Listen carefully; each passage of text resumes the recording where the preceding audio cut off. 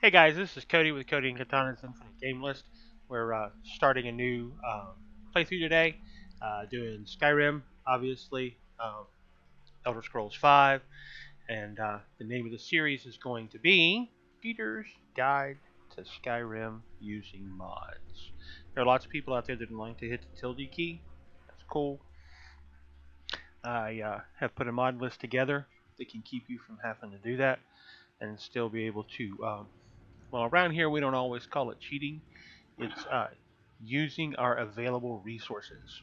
All right, so real quick, this is going to be a shorter video. This is going to talk about MCM menu and some of the stuff that we have to set up whenever we first begin the mod.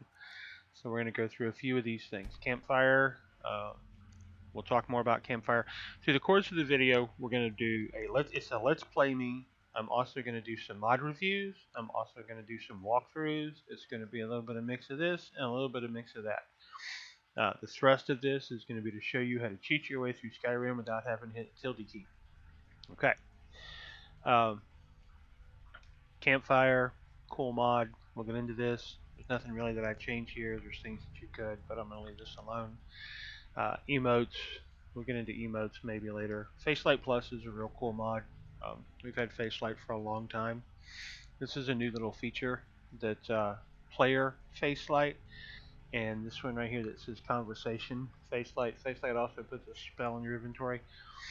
So over here where it talks about selected NPCs and blah blah blah, you can cast a spell on an NPC and put a light on their face.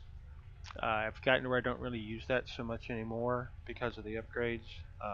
Turn this light on you, and this light will automatically face light any person that you're having a conversation with.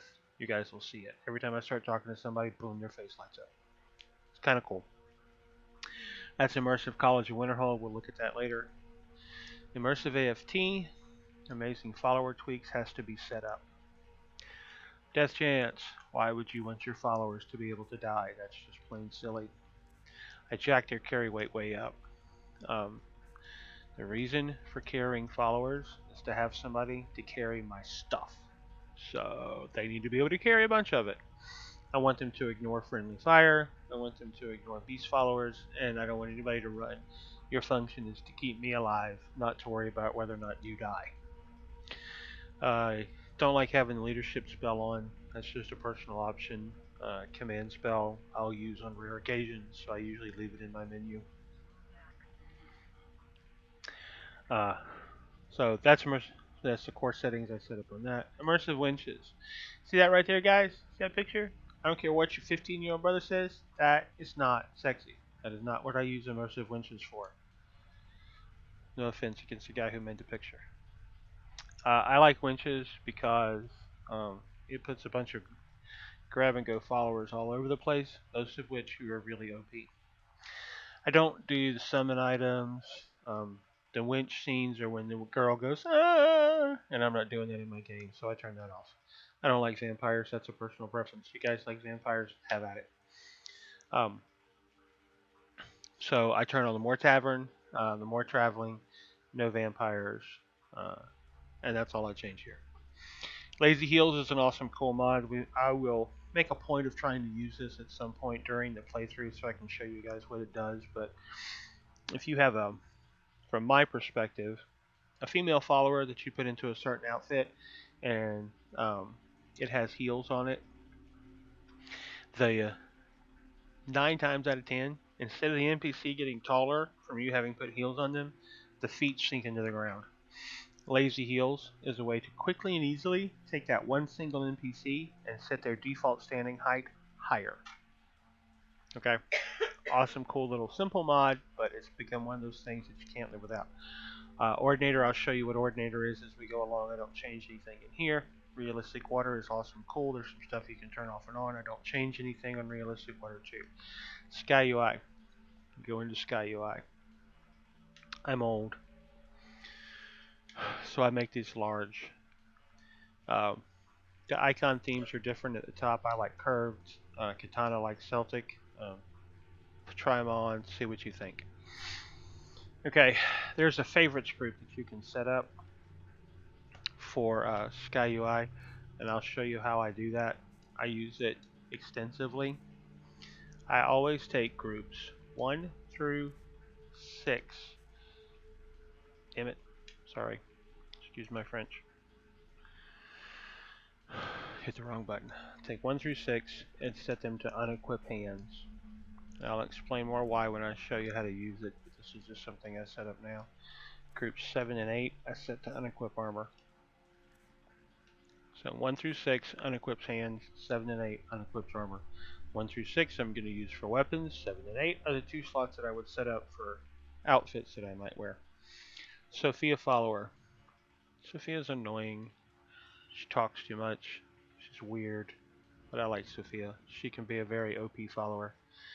This sets her maximum health and shows you what her current health is. So right now her default maximum health is set to 600. The mod is showing 150 because that's the starting level on the health. I like to jack this all the way up. Why would we want Sophia's maximum health to be low? I got a better question. Why do I jack it up? Because Sophia is an on-call tank. I don't always carry Sophia around, but Sophia comes with a summoning spell, and I can make her a follower, dismiss her, summon her. She will show up, start killing bad guys. When the fight's over, she walks off. Yes, I use and abuse Sophia. It's not the real world, guys. It's just a mod. I usually jack this way up so she doesn't talk so much. Change the comments frequency and disable the comments dialogue. There is a difference between those two things. The first time that Sophia has something to say, she's going to say it. Get over it.